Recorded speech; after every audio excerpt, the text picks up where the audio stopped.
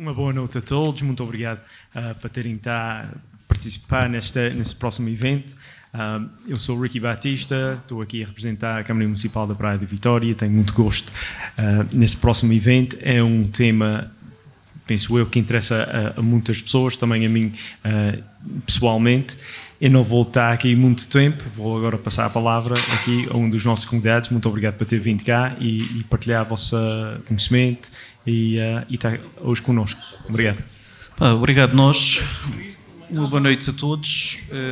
Para quem não conhece, Nuno Costa, Presidente do Conselho Diretivo da Secção Regional dos Açores. Para nós é uma honra estar aqui hoje presentes. Quero agradecer em especial à Câmara Municipal da Praia da Vitória pelo apoio que nos deu e que permitiu a realização desta iniciativa aqui na Praia da Vitória. Também um agradecimento muito especial à arquiteta Márcia Mendonça, que foi quem esteve aqui a fazer toda a ponte para a realização e organização desta iniciativa. Por isso, em meu nome e em nome do diretivo, também o nosso obrigado pela tua preciosa colaboração.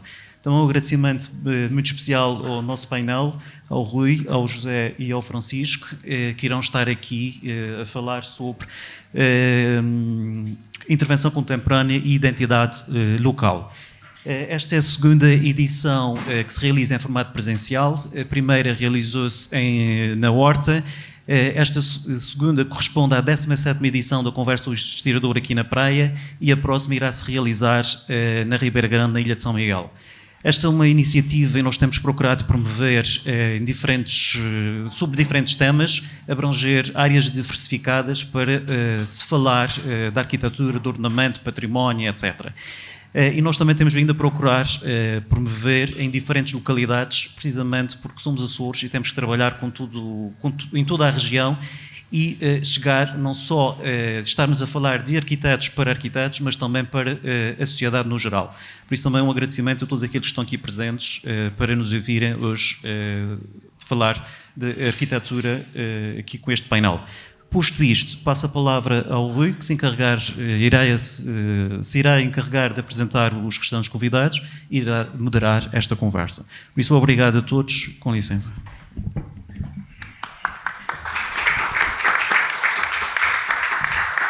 Ora, então, muito boa noite a todas e a todos. Antes de mais, o obrigado pelo convite para aqui estar. Fiquem descansados, eu não vou falar de arquitetura, vão falar os dois arquitetos, eles sim, com interesse para esta conversa. A mim compete-me, sobretudo, controlar aqui o tempo. O nosso objetivo, e peço também esse cuidado aqui aos nossos dois convidados, que tentemos por volta de umas 9h30, 25 para as 10, terminar a nossa conversa, para que depois possamos todos também assistir à exibição do documentário do Jorge Monjardino sobre o sismo de 80.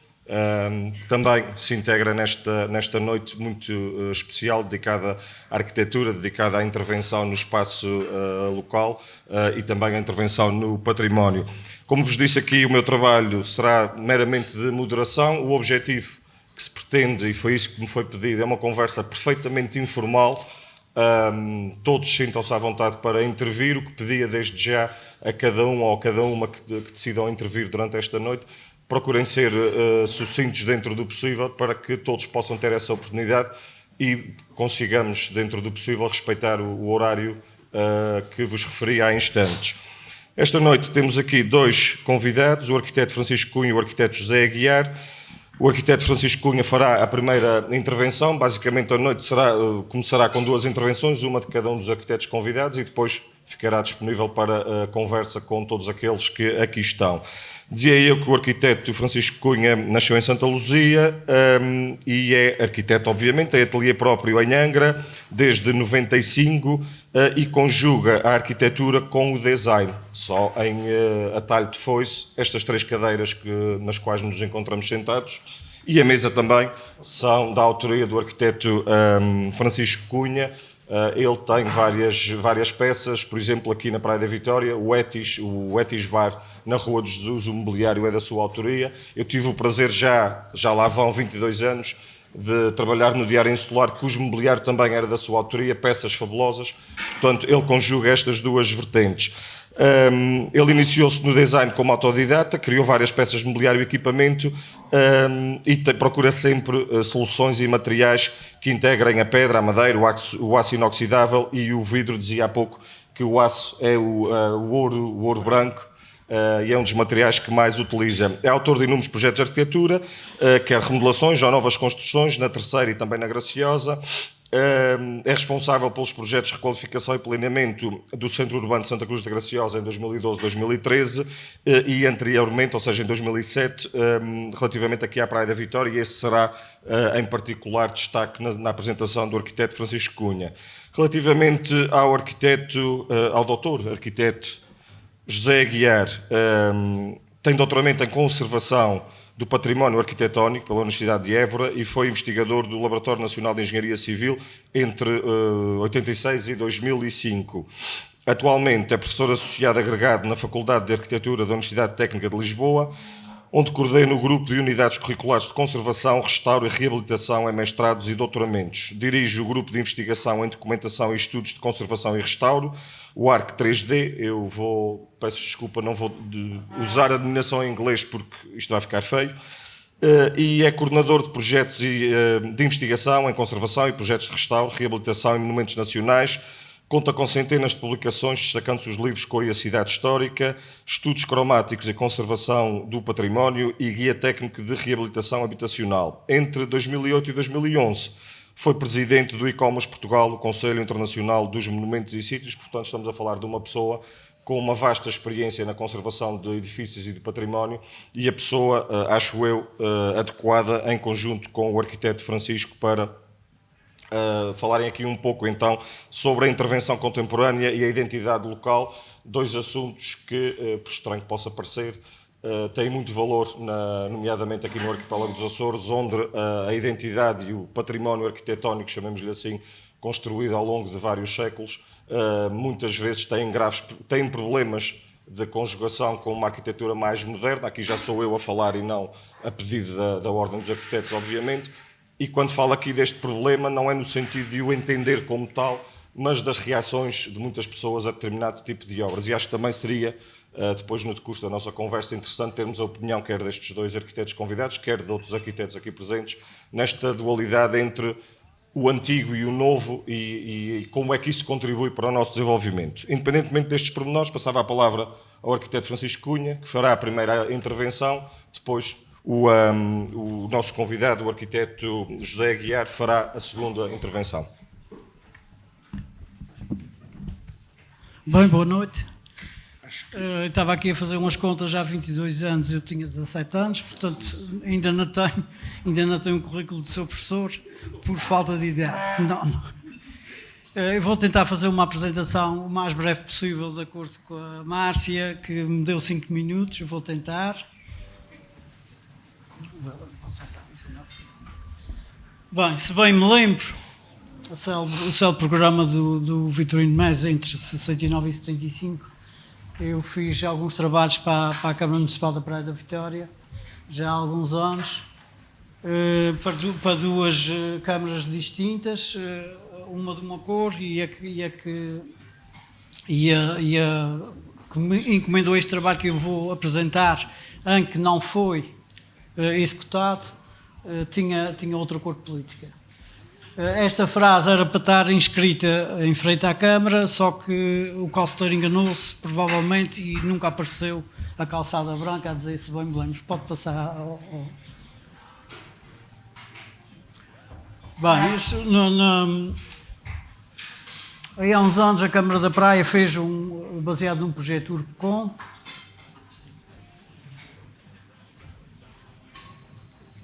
não dá. Em que fez duas fases, uma fase ali que está a cor-de-rosa, que foi a primeira fase que foi completamente executada, e uma segunda fase que foi já encomendada por outro edil, que é a fase a verde, portanto praticamente abrangia a cidade toda entre a Rua Paço de Milhafra, a circular interna, aqui a zona nascente, a Rua Pato Cruz, e aqui na zona poente, a zona do Tribunal e do Centro de Saúde, da Rua da Artísia, se não me falha a memória. O primeiro projeto, por incrível que pareça, passei hoje por lá portanto, nada disto foi construído. Estão a requalificar este espaço e este projeto, entretanto, foi mostrado à Câmara. Isto era o fim de um percurso das duas escolas, portanto a escola técnico-profissional que foi executada posteriormente, para não haver aqui cruzamento, e tinha a ver também com a circular interna e com o terminal de passageiros, que também estava previsto para ser nesta zona, porque todos estes pressupostos já vinham de trás, portanto foram feitos por outros grupos de arquitetos em que que nos deram as indicações do que era para fazer. Isto basicamente era um rearranjo da Praça de Teotónio Machado Pires, que é uma rotunda sem espírito, sem graça, e que escura, sem intervenção urbana, e que de rotunda não tinha nada porque só servia 3 ruas. Este Jardim do Ramo Grande, que é mesmo aqui em frente, também foi apresentado como uma reformulação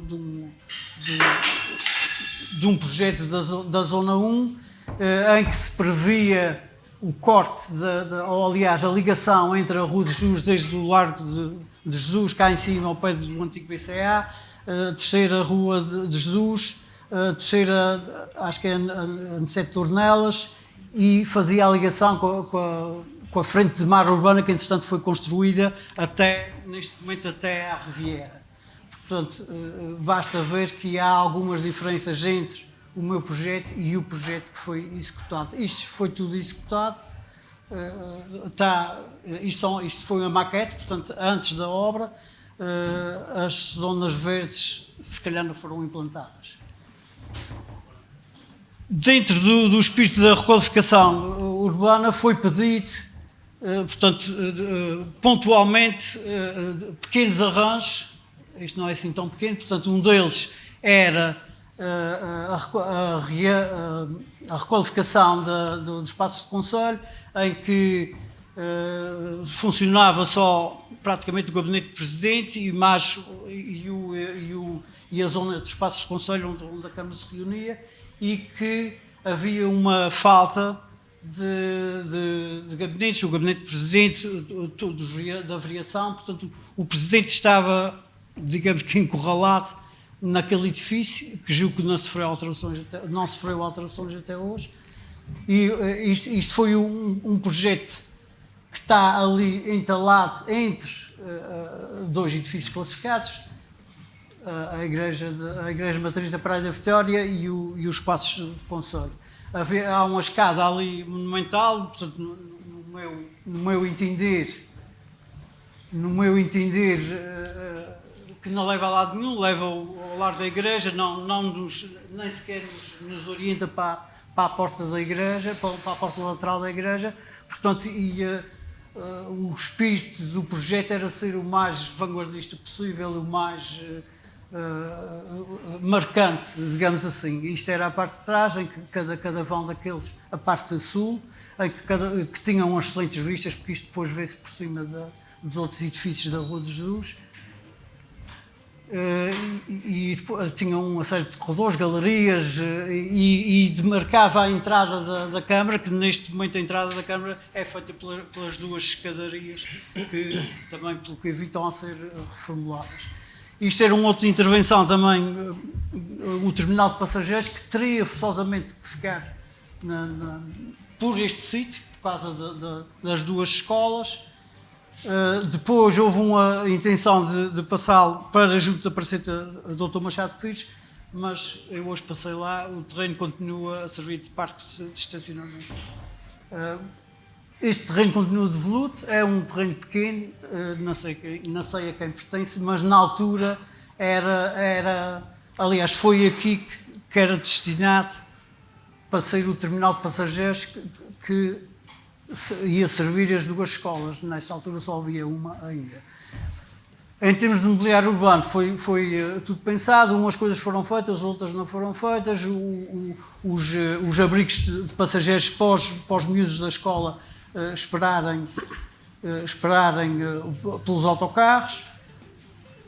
Aqui a maquete, ali efetivamente foram feitos. Houve outro mobiliário urbano que foi feito, houve mobiliário urbano já fora das zonas de intervenção, que era um palco que infelizmente o vento levou e teve que se fazer agora os sacos plásticos que vocês agora usam como palco, que eu acho brilhante.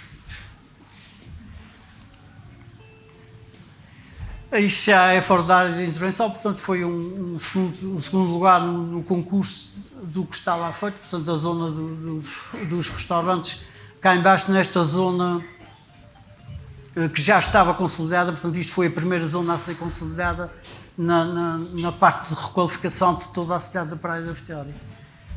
Isto também é fora do âmbito, mas estava interligado com o terminal de passageiros, um pouco mais acima, aliás, em frente à porta do cemitério, e aqui isto foi executado, também tinha a ver com a reabilitação desta zona da Marina, em que não havia uma guarda que durante as festas, peço desculpa, durante as festas havia alguma perigosidade de alguém cair para a Marina, não é que alguns até poderia fazer bem, e outro tipo de mobiliário urbano, nomeadamente os bebedouros, os bancos e as papeleiras que efetivamente não foram feitas. 5 minutos? Tem mais um bocadinho? Não. Já acabou? Pronto. Se todos Obrigado. respeitarem este tempo.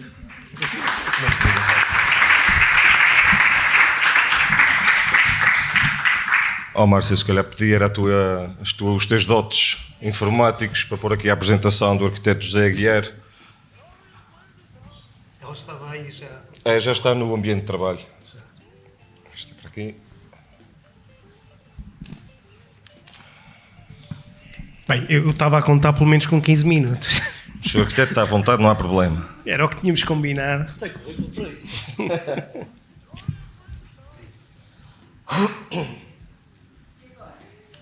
É na janelinha aqui em baixo.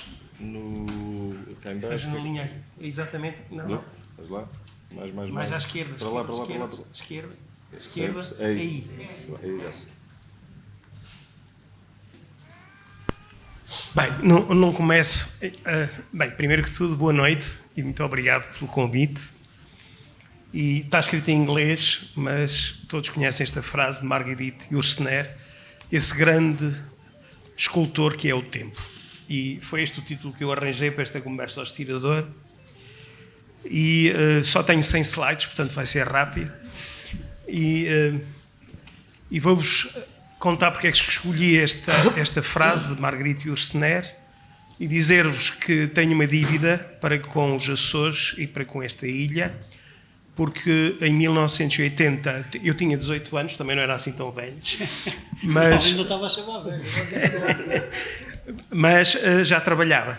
A minha família não é uma família muito rica, até é bastante pobre, e portanto tivemos que fazer pela vida, e eu era desenhador dos CTTs, e quando se dá o terremoto, era um dos poucos solteiros, os meus colegas casados não queriam vir, eram muitos meses, e vim para cá trabalhar depois do terremoto para fazer o levantamento dos danos, sobretudo nas estruturas de telecomunicações, que eram fundamentais, para garantir a comunicação entre as ilhas e também com o fecho transoceânico das flores para o continente.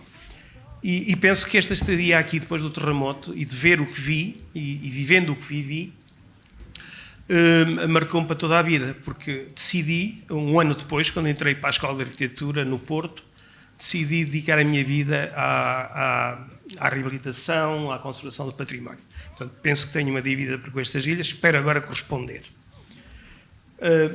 Estou ali com 19 anos, 1,78 m, 69 kg, já não é o caso. Enfim... E estamos agora, estive em Angra, agora estamos aqui em Vitória. Já não tenho 68 quilos ou 67 quilos. Sou professor, sou arquiteto e sou investigador. E vou falar destas 3 condições. O tema que me encomendaram foi a intervenção contemporânea e identidade. E eu fui aluno de Manuel Tainha, e Manuel Tainha dizia-nos muitas vezes: eu não deixo de investigar quando projeto e não deixo de desenhar quando investigo. E é um pouco isso que eu vos vou falar e, sobretudo, de alguma coisa que aprendemos e das muitas dúvidas que temos, sobretudo no domínio da conservação do património.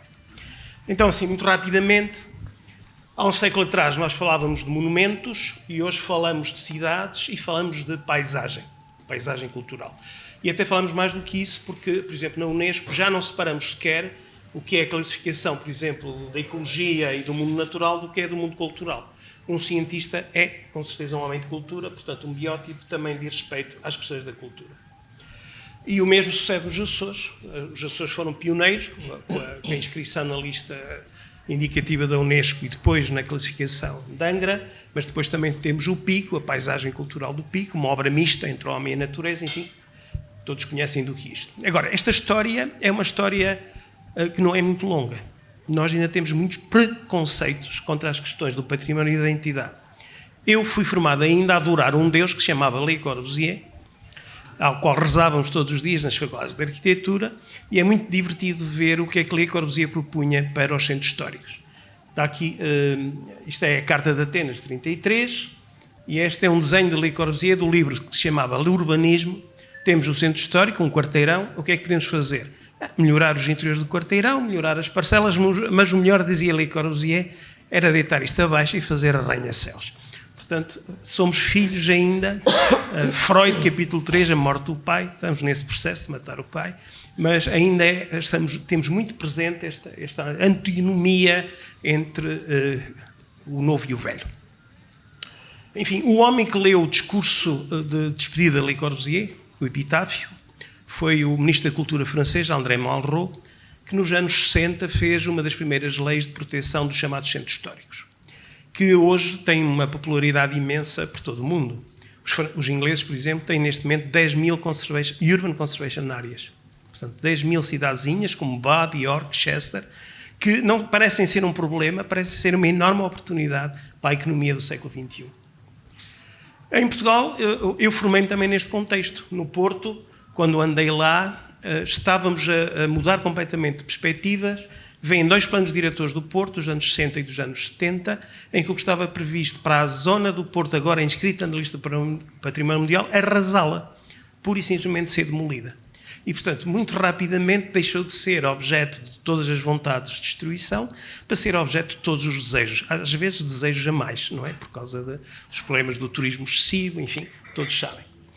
E, portanto, vivemos nos anos 90, já vou nos anos 90, isto é rápido, nos anos 80 e 90 vivemos um processo muito interessante, também apanhou os Açores, que foi a criação, pela primeira vez, de gabinetes técnicos, de arquitetos, de engenheiros, que localmente faziam planos de salvaguarda, que também surgiram aqui nos Açores.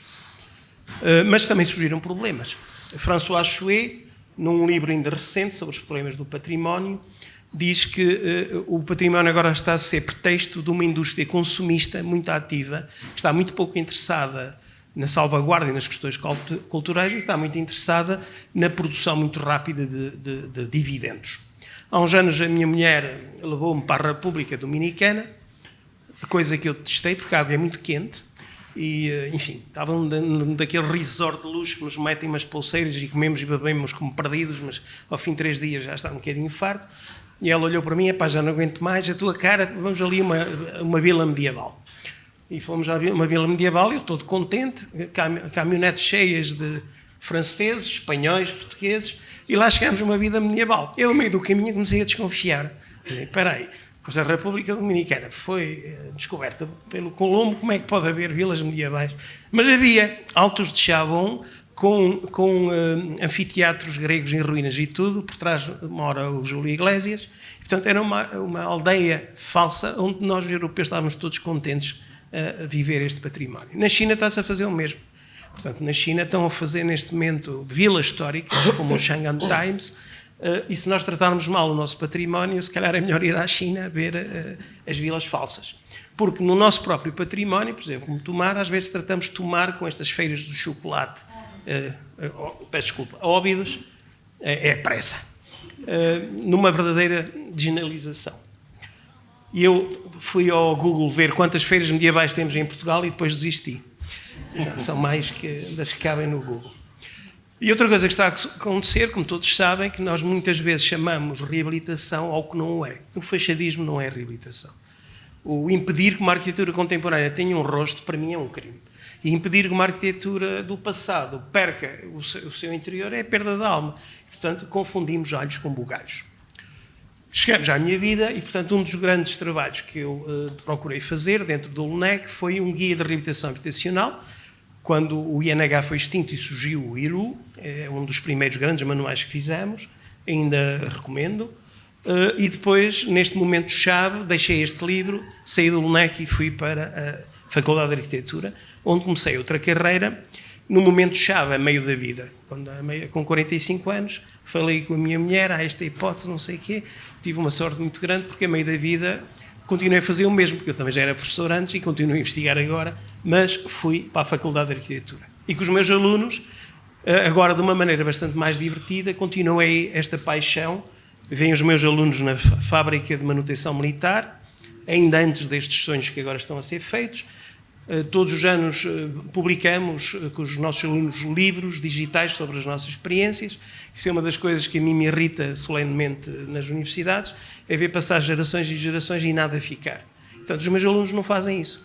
Os meus alunos, todos os anos, fazem livros digitais, onde publicam os seus trabalhos, aprendem a publicar, aprendem a fazer portfólios e é uma grande diversão. E escolhemos temas estratégicos.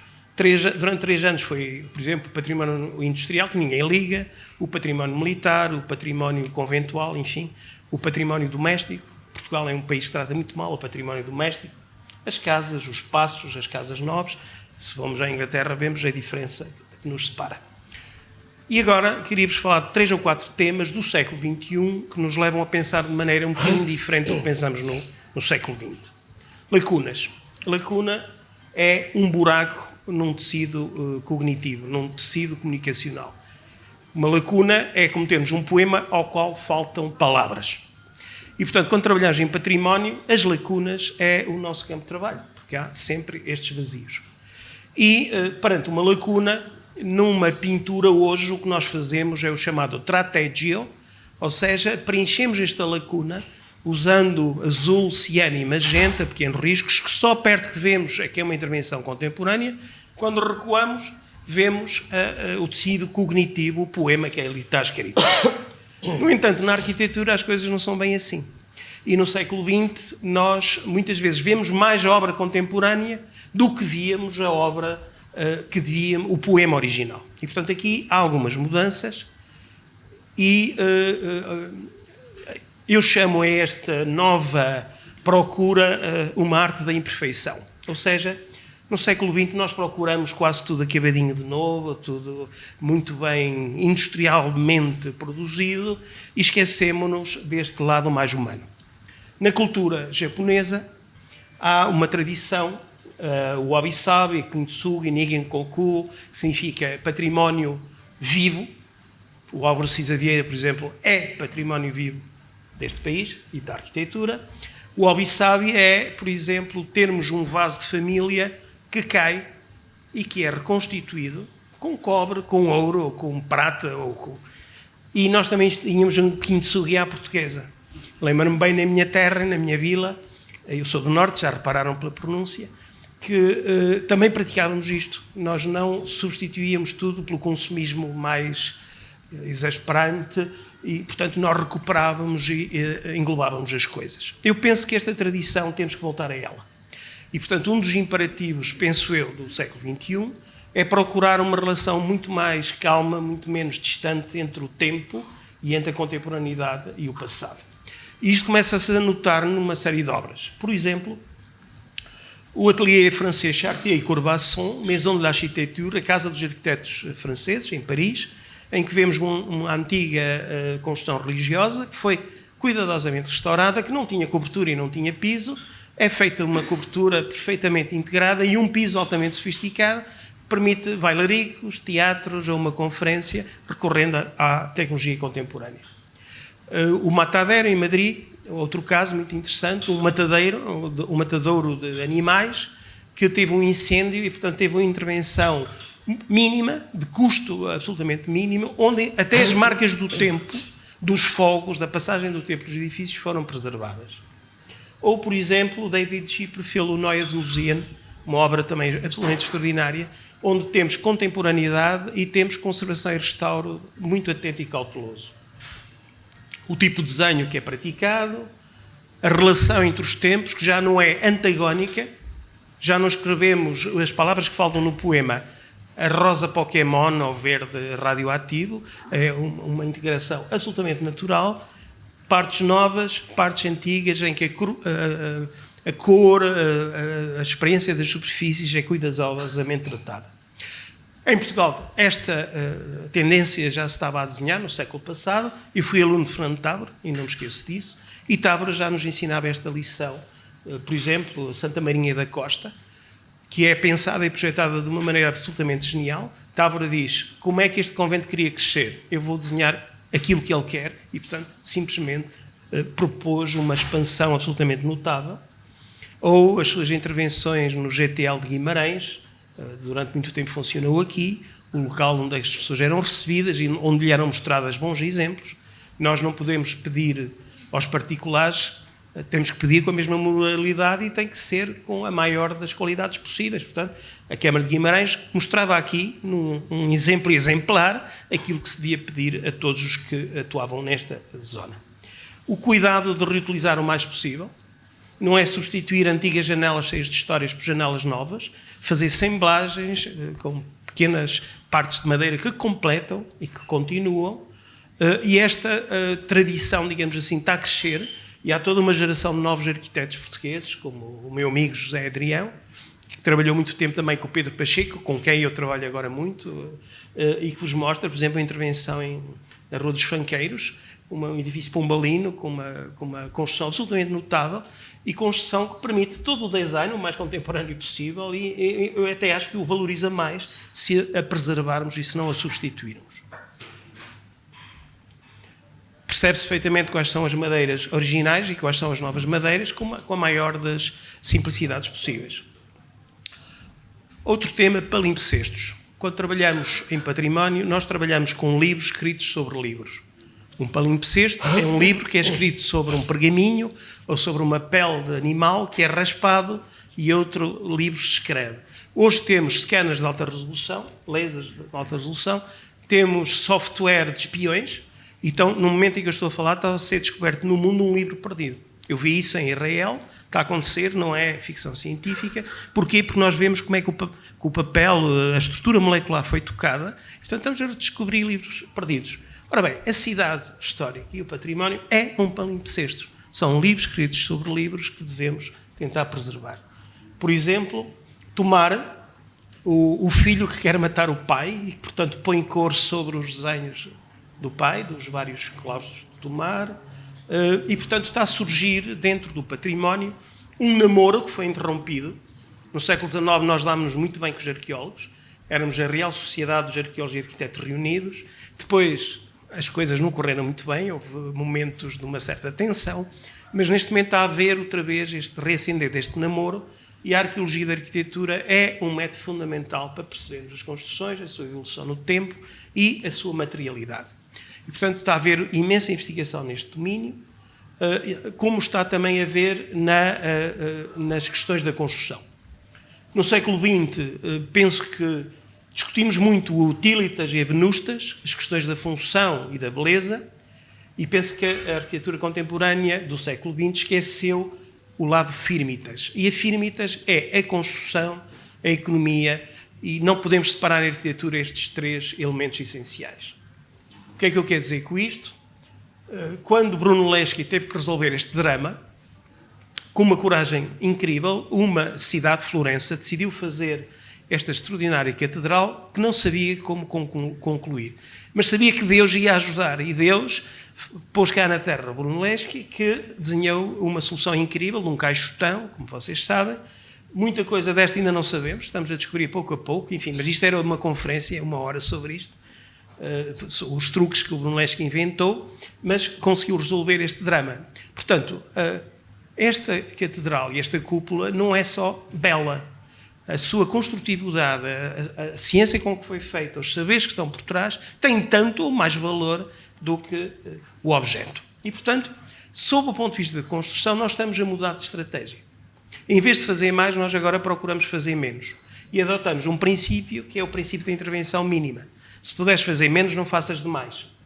O que é que eu quero dizer com isto? Por exemplo, nós tivemos inúmeras intervenções, também nos Açores, já agora, porque depois do sismo foi preciso reconstruir e muito depressa, e portanto, evidentemente, usamos muito betão, e depois descobrimos que isto também tem custo, porque o módulo, por exemplo, de vibração do betão, como vocês sabem, não é o mesmo das alvenarias, e descobrimos mais tarde que isto pode ter consequências.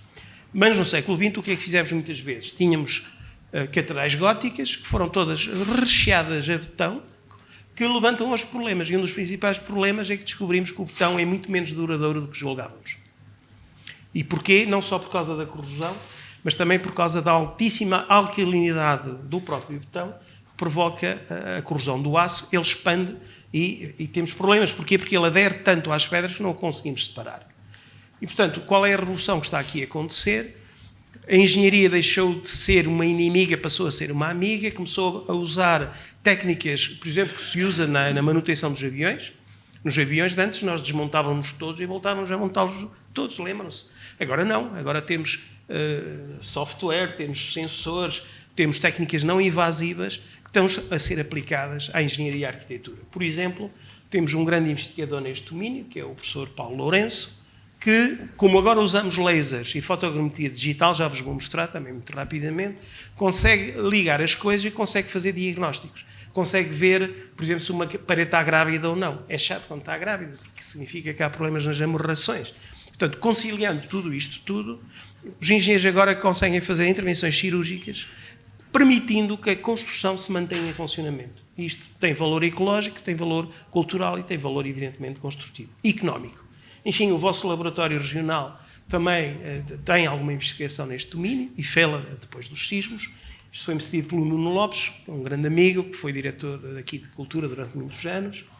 E na nossa universidade começamos a investigar muito neste domínio e começamos a publicar muitos trabalhos sobre técnicas tradicionais de construção. Como vem aqui, e ajudamos, isto são trabalhos de alunos meus, também do Porto, onde eu também sou professor. E, portanto, estamos a fazer, no fundo o que nós fazemos é, tentamos que cada aluno deixe um tijolinho para uma construção de saberes e de conhecimentos que nos permita saber mais sobre os nossos antepassados e sobre as suas. Porque sabendo e conhecendo, evidentemente, salvamos melhor. Fazemos muitas experiências de reaprender as pinturas antigas, por exemplo, de fingidos, o adobe, a taipa, enfim, em Portugal e no Brasil. E fundamos, há uns anos, a Sociedade Portuguesa de História da Construção, juntamente com engenheiros, a sede no Instituto Superior Técnico, e o objetivo é sensibilizar todos os nossos agentes, os engenheiros, arquitetos do mundo da construção, os construtores, e fazemos encontros que andam já indo pelo mundo. Bem, já me estou a alongar muito, mas mais 2 ou 3 coisas muito importantes para o século XXI. Compatibilidade. Descobrimos que é muito importante usar os materiais e as técnicas tradicionais, não é só por causa do fado e da saudade, é porque temos problemas de relação química e higrotérmica entre materiais diferentes. E, portanto, temos todo o interesse em resolver lacunas com materiais o mais similares possíveis do ponto de vista físico-químico. Portanto, é ciência, não é saudade e não é fado. E um projeto meu e do Pedro Pacheco, o restauro do Palácio de Valde-Flores, que na verdade não é palácio nenhum, é uma casa, mas dizer que é palácio marca sempre alguns pontos, sobretudo na ajuda do Estado, e portanto, tínhamos problemas de abóbadas, e evidentemente estudamos isto, pensamos várias soluções, metal, betão, e depois chegamos à conclusão que o mais lógico era pegar nos mesmos tijolos e reconstruí-los do mesmo modo, que foi o mais económico e o mais eficaz sob o ponto de vista de conservação futura do monumento.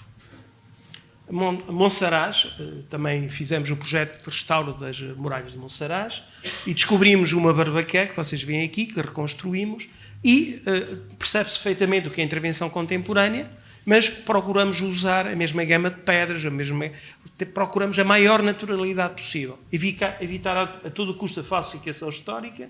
Portanto, quem vir com atenção ver perfeitamente o que é contemporâneo e o que é que não é, mas procurando esta similitude, esta familiaridade perdida no século XX. Mais alguns pormenores da nossa intervenção em Monsaraz, uma escada nova, contemporânea, ninguém fazia degraus de duplo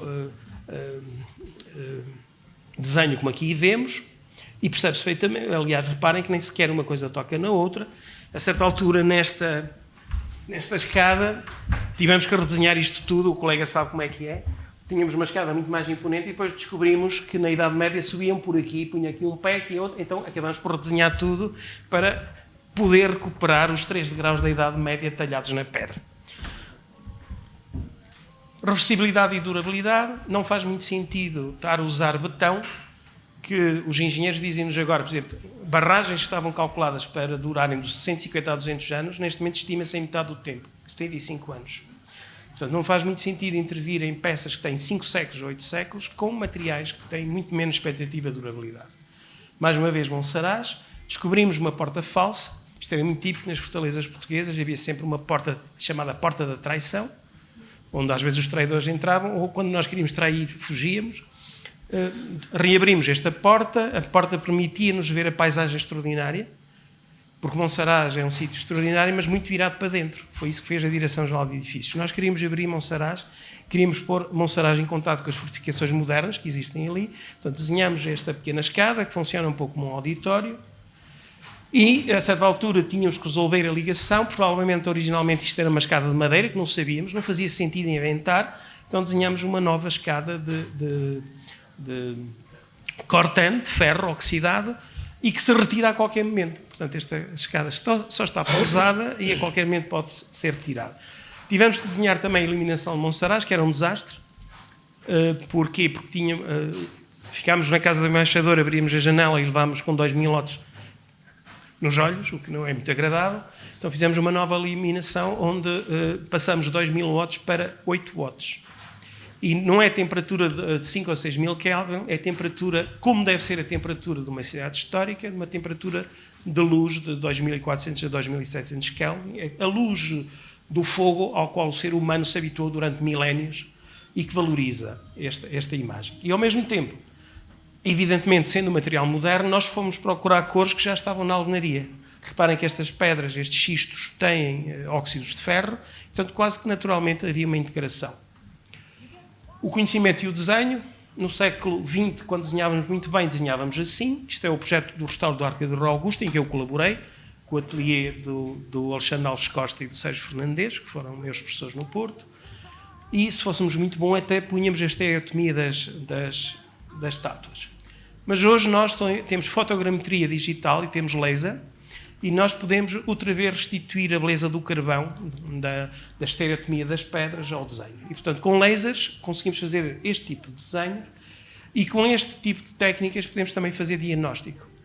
Podemos saber se há ataque biológico, se há água, e uma das coisas que agora não nos dão, a nós arquitetos, é tempo. Quer dizer, agora tem que ser tudo muito rápido, tudo muito barato e tudo muito sem tempo. E, portanto, nas fases de desenho e de levantamento, nós temos que maximizar ao máximo a possibilidade de ganhar informação. Fortaleza de Jurumanha, que também fizemos um projeto. O que vem é uma rede de laser que permitiu a sua rápida digitalização, que nos permitiu imediatamente fazer topografia. Portanto, não foi preciso contratar topógrafos. Conseguimos, através destes métodos, passar imediatamente para a topografia. Conseguimos criar modelos de alta resolução. Estávamos no Covid. Imaginem o que é longe, com várias equipas, sem poder reunir. Portanto, tínhamos reuniões imersivas digitalmente, e este é o projeto que fizemos, o projeto de restauro com a Taipa. Isto era outra conferência, mas não dá. A fotogrametria digital da Casa de Valflores, portanto, estes modelos de alta resolução que agora aplicamos, que nos permite fazer, e o que estamos a fazer não é desenho abstrato, é a realidade objetiva. Cortes. E por fim, estou quase no fim, cor e luz. E aqui volto outra vez à Angra do heroísmo. Um livro de Corbusier, quando as catedrais eram brancas, e hoje sabemos que não eram brancas, as catedrais eram todas pintadas, inclusive a pedra. O processo de morte do pai, Erland Brandenburg, um livro quando as catedrais eram pintadas. Portanto, estamos neste processo freudiano. Estamos a descobrir que os templos branquinhos, verdadeiros, não sei o quê, afinal eram todos coloridos, eram pintados. Sabemos isso há muito tempo, desde o século XIX. O próprio Louis Corbusier, que os arquitetos que fazem arquiteturas só brancas e que se vestem de preto muitas vezes esquecem, mas que era um grande apaixonado pela cor, que aplicou intensamente. Aliás, há um tratado de arquitetura de cor do Corbusier, que não é conhecido, infelizmente é caro demais, é publicado na Suíça, mas Corbusier tem tratados de aplicação de cor e arquitetura absolutamente notáveis. Alguns deles nós já aplicamos. Inclusive o Guggenheim, quem conhece Nova Iorque sabe que é branco, não era nada branco, era amarelo ocre. O projeto original do Guggenheim, do Frank Lloyd Wright, descobriu-se há relativamente pouco tempo, na operação de restauro, era amarelo ocre.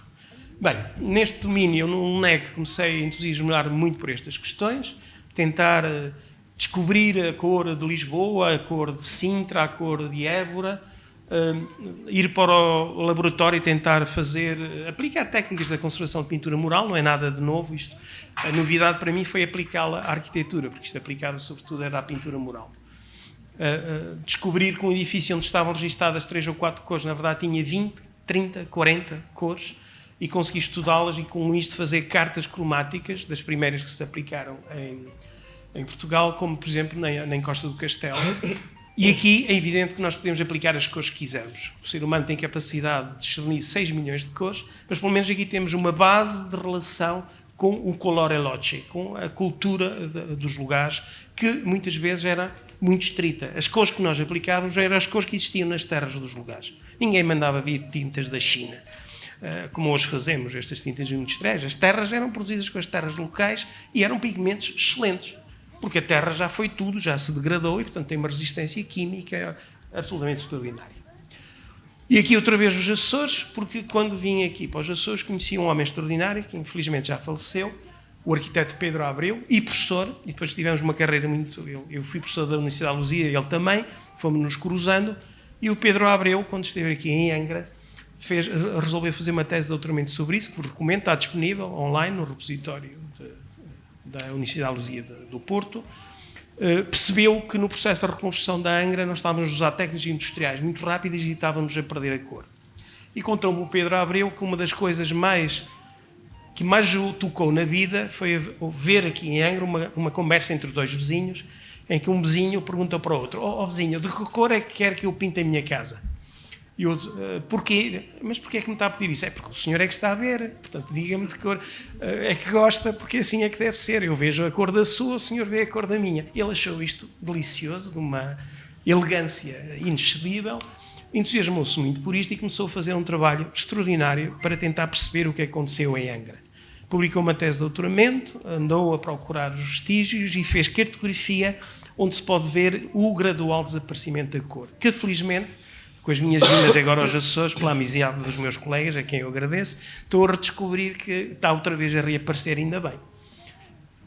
Este estudo da cor é só uma ponta do iceberg, porque nós éramos muito mais ricos e não só em cor. Por exemplo, Portugal tinha imensos grafitos. Dirigi uma tese de doutoramento, a Sofia Salema, a minha colega professora em Évora, sobre os grafitos. O que é que são os grafitos? São renatos em relevo, jogos de claro escuro, que, como vocês veem aqui, e que estamos a descobrir uma coisa que não sabíamos há 20 ou 30 anos atrás. Porquê? Porque muitos destes grafitos estão todos pintados e caiados por cima e perdemos completamente o seu conhecimento. E os grafites são uma técnica sofisticadíssima que nos leva à Florença, que nos leva à República Checa, mas que também temos em Évora, temos em Coimbra, temos, enfim. E isto levou-nos a pensar noutra coisa. E se conseguíssemos salvar estas superfícies em vez de as substituir? Os meus colegas arquitetos, a maior parte deles põem nas memórias descritivas: picar até ao osso. Bem, se picamos até ao osso, desaparece tudo, não fica lá nada. Então começamos a pensar, e se desenvolvêssemos técnicas relativamente económicas em que resolvêssemos as lacunas com novas soluções compatíveis e mantivéssemos os originais. Isto deu origem a uma tese de doutoramento da Marta Lins Tavares, e começamos também um processo de estudar os pigmentos, as técnicas construtivas. A Milene Gil Duarte, uma tese extraordinária sobre os pigmentos, as terras usadas no continente, e um dia espero que nos Açores alguém faça algo semelhante. Onde se levantaram os sabés, muitas destas senhoras infelizmente já morreram, já desapareceram, portanto estamos numa altura crucial em que se não fizermos isto, em breve não teremos mais. Palácio de Queluz, tradicionalmente ocre ou rosa. Ao tirarmos aquela estátua, descobrimos por trás que havia um resto de reboco com um azul horizonte, que é um esmalte plau, é um cobalto metido em vidro, e o Palácio de Queluz já depois restaurado. Uma cor muito usada em Roma, por exemplo, esta cor do horizonte. Outro exemplo muito recente, que nos pediram ajuda, São Carlos em Lisboa, tradicionalmente pintado de ocre. Descobrimos uns vestígios de que ele era azul e verde e foi recentemente restaurado. Ops, peço desculpa. Vocês veem ali antes e depois do restauro e penso que funcionou muito bem. Um projeto nosso também em Lagos, do restauro da Fortaleza de Lagos, é tentar fazer peças contemporâneas que não alteravam ninguém, porque a história acontece, nós não podemos regredir no tempo, e, portanto, regredir no tempo e fazer hoje peças que são próprias de há 2 séculos é um processo de falsificação histórica. Mas tentar neste processo usar a contemporaneidade e quase não distinguir o que é novo do antigo, antes e depois do projeto.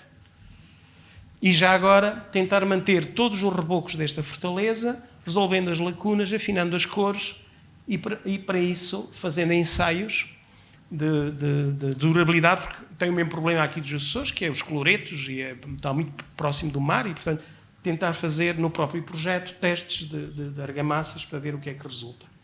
E, por fim, o último tema, prometo que me calo, a questão da luz, que está a ser uma questão muito importante hoje. Estão-nos a vender os LEDs como se fosse o XPTO e esquecem-se que não temos que discutir só questões de energia, temos que discutir questões de qualidade para a visão humana. E estamos a fazer muitas vezes iluminações de centros históricos de baixo para cima, o que é uma anormalidade, e da qual resulta estes efeitos fantasmagóricos que vocês veem ali. Isto é um célebre cartaz da General Electric que nos mostra este presidente americano com a luz como deve ser de cima e a luz como não deve ser de baixo. Enfim, este efeito Frankenstein que muitas vezes estamos a aplicar. Luzes não apropriadas. Os meus colegas com quem trabalho, todos os dias, João Pernão, o Pedro Pacheco, no ateliê, no estirador, mas também na investigação e também no ensino, porque eu não consigo separar as coisas, com uma luz que não permite ver a cor e uma luz que permite ver a cor. E aqui esquecemos-nos.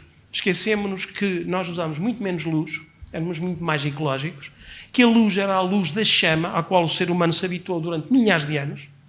Nós não estamos habituados à noite a ter luz do dia. Os putos ficam histéricos e os adultos também não conseguem adormecer, não me admira nada. Então, tem a luz. O corpo humano não se adapta a essa luz e, portanto, temos que resseguir menos luz, temperaturas de luz controladas, luz que era reproduzida muitas vezes por espelhos nos ambientes, usámos muito os espelhos, e luz que é absolutamente fundamental para os interiores portugueses, de azulejos, de talha dourada, que não se vê se temos luzes indiretas ou excessivas.